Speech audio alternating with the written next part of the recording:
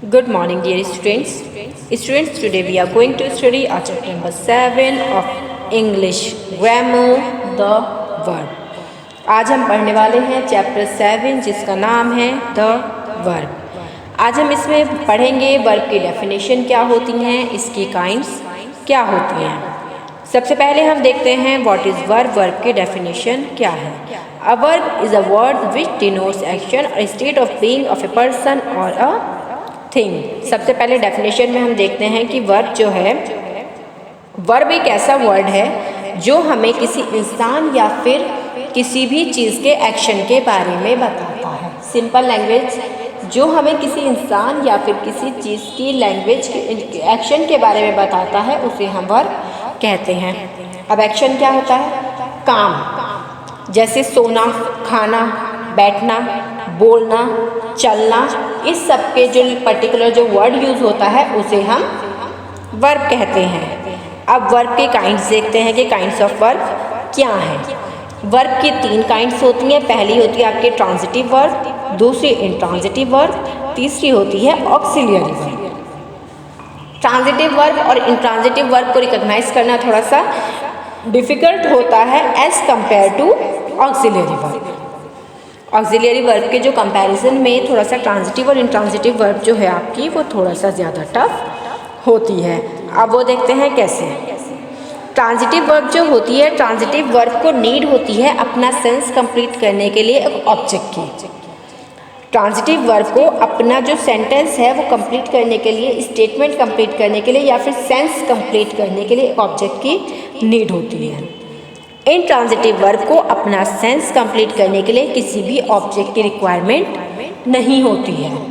और auxiliary verb जो है वो आपका एज ए प्रिंसिपल वर्ब जो है वो वर्क करती है। प्रिंसिपल वर्ब होता है आपका मेन वर्ब। प्रिंसिपल वर्ब कहते हैं आपकी मेन वर्ब को। वो ऑक्सिलियरी वर्ब जो है वो मेन वर्ब की तरह काम करती हैं। अब देखते हैं कैसे। ठीक, ऑक्सिलियरी वर्ब जो है वो आपका ज़्यादातर जो है वो मेन वर्ब की तरह काम करती हैं, नहीं तो वो एज ए हेल्पिंग वर्ब भी आपका काम करती हैं। अब देखते हैं कैसे। सबसे पहले आते हैं आपका ट्रांजिटिव वर्ब पे। ट्रांजिटिव वर्ब का फर्स्ट एग्जाम्पल आप देखिए, उसमें दिया हुआ है आपको the girl writes a letter. जो गर्ल है वो एक लेटर लिखती है। अब अगर आप ये जो मेन वर्ब है, मेन वर्ब से आप सवाल कर रहे हैं हु या फिर व्हाट करके, और उसका आंसर आपको ऑब्जेक्ट के प्लेस पे ही मिल रहा है, तो इसका मतलब ये ट्रांजिटिव वर्ब है, अदरवाइज ये इंट्रांजिटिव वर्ब है। सवाल है हमारा the girl writes a letter. लड़की जो है वो लेटर लिखती है। ठीक, क्या लिखती है? लेटर लिखती है। आपको व्हाट करके आंसर मिल रहा है। व्हाट का मतलब क्या होता है, हु का मतलब कौन होता है। अब वो क्या लिखती है? लेटर लिखती है, ऑब्जेक्ट के प्लेस पे आया हुआ है, इट मीन्स ये आपका ट्रांजिटिव वर्ब है। उसके बाद बात करते हैं ही रीड्स अ बुक। वो एक किताब पढ़ती है। क्या पढ़ती है? एक किताब पढ़ती है। ये आपका क्लियर है। अब आते हैं हम इंट्रांजिटिव वर्ब पे। The child वेप्स। बच्चा जो है वो रोता है। सेंटेंस कंप्लीट है, आगे किसी चीज़ की रिक्वायरमेंट नहीं है। The mother स्लीप्स। मम्मी जो हैं वो सोती हैं। ये भी सेंटेंस आपका कंप्लीट है, आपको किसी चीज़ की रिक्वायरमेंट नहीं है। अब उसके बाद हम बात करते हैं ऑक्सिलियरी वर्ब की। ऑक्सिलियरी वर्ब जो है वो एक हेल्पिंग वर्ब होती है। ठीक, वो हेल्पिंग वर्ब होती है। जो आपकी हेल्पिंग वर्ब्स यूज़ होती हैं आप उन्हें ऑक्सिलियरी वर्ब कह सकती हैं, क्योंकि हेल्पिंग वर्ब प्रिंसिपल वर्ब की हेल्प करती हैं। जो मेन वर्ब होता है उसके टाइम को बताने के लिए कि वो जो एक्शन है वो किस पीरियड में हुआ है, उसे बताने के लिए हमें ऑक्सिलियरी वर्ब की ज़रूरत होती है। जैसे आई हैव टेकन माई मील, मैं अपना खाना खा चुका हूँ, तो मतलब काम थोड़ा सा पास्ट में है, खा चुका है वो, तो वो चीज़ बताने के लिए हमें यहाँ हैव की रिक्वायरमेंट है। तो यहाँ पे हैव जो है वो आपका ऑक्सिलियरी वर्ब है। और कई जगह पे ऐसा होता है जिसमें आपकी मेन वर्ब होती ही नहीं है। मेन वर्ब होती नहीं है मतलब प्रिंसिपल वर्ब होती ही नहीं है, और उसके ही प्लेस पर आपको हेल्पिंग वर्ब को, ऑक्सिलियरी वर्ब को काम करना होता है। वहाँ पर भी ऑक्सिलियरी का काम करते। देखें कैसे। I have a pen. मेरे पास एक पेन है। यहाँ पे हमारी मेन वर्ब तो नहीं है, एक्शन तो कुछ दिया है, लेकिन जो हैव है वो आपकी ऑक्सिलियरी वर्ब है। उसके बाद बात करते हैं आई हैव अ डॉग, मेरे पास एक डॉग है। शी हैज़ ए कैट, उसके पास एक कैट है। तो ये हैज़ और हैव जो हैं, जो हेल्पिंग वर्ब्स यूज़ हो रही हैं विदाउट मेन वर्ब, आप उसे भी ऑक्सिलियरी वर्ब ही कह सकते हैं। अब उसके साथ में आइए थोड़े से फर्दर हम एग्जाम्पल्स देखते हैं। पहला एग्जाम्पल है आपका the driver drives on the road. अब आपने व्हाट से सवाल किया, क्या ड्राइव करता है, आपको आंसर नहीं मिला। कौन ड्राइव करता है, हु ड्राइव्स, कौन ड्राइव करता है भाई, आपको आंसर मिल रहा है ड्राइवर है। लेकिन वो जो ड्राइवर है वो आपका ऑब्जेक्ट के प्लेस पे ना करके सब्जेक्ट के प्लेस पे है, तो इसका मतलब ये इंट्रांजिटिव है। आंसर हु और व्हाट का होना चाहिए और ऑब्जेक्ट के प्लेस पर आना चाहिए, तब आपकी ट्रांजिटिव वर्ब होती है, अदरवाइज वो इंट्रांजिटिव वर्ब रहती है। Please give me some money, please मुझे कुछ पैसे दे दो। क्या दे दो, कुछ पैसे।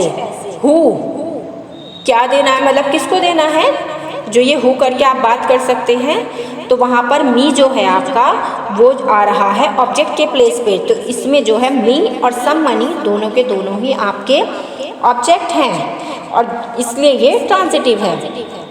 अब आता है she is singing a song, वह एक गाना गा रही है। क्या गा रही है, गाना, ट्रांजिटिव वर्ब है। I will not come here daily, मैं यहाँ रोज़ नहीं आऊँगा। क्या नहीं करूँगा, क्या नहीं आऊँगा, कहाँ करते तो आपको आंसर मिलता, अब क्या का आंसर तो आ ही नहीं रहा है। हु, कौन नहीं आएगा, आई है, लेकिन आई आपका सब्जेक्ट के प्लेस पे है, इसलिए ये भी इंट्रांजिटिव वर्ब है। अब बात करते हैं, जैसे ये था सेकंड सेंटेंस था हमारा please give me some money. उस सेंटेंस में हमारे दो ऑब्जेक्ट थे, पहला मी, दूसरा सम मनी, तो वहाँ पे आपको दो ऑब्जेक्ट मिले थे। अब बात करते हैं दो ऑब्जेक्ट की क्या कंडीशन होती है। हमारे ऑब्जेक्ट्स जो हैं वो दो तरीके के होते हैं, एक होता है डायरेक्ट ऑब्जेक्ट, दूसरा होता है इनडायरेक्ट ऑब्जेक्ट। डायरेक्ट ऑब्जेक्ट में हमारे नॉन लिविंग थिंग्स आती हैं और इनडायरेक्ट ऑब्जेक्ट में हमारी लिविंग थिंग्स आती हैं। अब नॉन लिविंग थिंग्स जैसे table, chair, pen, pencil, book, piano, song, money, lie, जो भी ये सब चीज़ें होती हैं ये सब आती हैं हमारी नॉन लिविंग थिंग्स में। उसके बाद बात करते हैं इनडायरेक्ट ऑब्जेक्ट की, जो लिविंग थिंग्स होती हैं, कैट, जितने भी आपके ऑब्जेक्टिव केसेस होते हैं, कोई भी आपकी नाउन हो गई जो आपकी लिविंग थिंग्स है वो आपकी आ सकती हैं, ये सब आपकी आती हैं इनडायरेक्ट ऑब्जेक्ट में। तो आपको डिफ्रेंशिएट करने के लिए ईजी हो जाएगा, लिविंग थिंग्स आपकी आती हैं इनडायरेक्ट ऑब्जेक्ट में और नॉन लिविंग थिंग्स आपकी आती हैं डायरेक्ट ऑब्जेक्ट में। तो हमने इस चैप्टर में क्या क्या कवर किया है, ट्रांजिटिव वर्ब जिन्हें ऑब्जेक्ट की नीड होती है, इंट्रांजिटिव वर्ब जिन्हें ऑब्जेक्ट की नीड नहीं होती है, ऑक्सिलियरी वर्ब जो हमारा एज ए हेल्पिंग वर्ब और एज ए मेन वर्ब दोनों भी काम कर जाती हैं, और उसके बाद में कि काइंड्स ऑफ ऑब्जेक्ट्स कितने होते हैं और नॉन लिविंग थिंग्स और लिविंग थिंग्स में को डायरेक्ट और इनडायरेक्ट ऑब्जेक्ट कहते हैं। सो स्टूडेंट्स, होप आपको ये समझ में आ गया होगा। इससे फर्दर मैं इसके जो यूजेज हैं वो आपको नहीं कराऊंगी। यहाँ पे आपका ये सेंटेंस चैप्टर जो है कंप्लीट हो चुका है। सो स्टूडेंट्स, इसको ध्यान से एक बार प्रैक्टिस कीजिएगा और एक्सरसाइज को सॉल्व करने की कोशिश कीजिएगा। Thank you.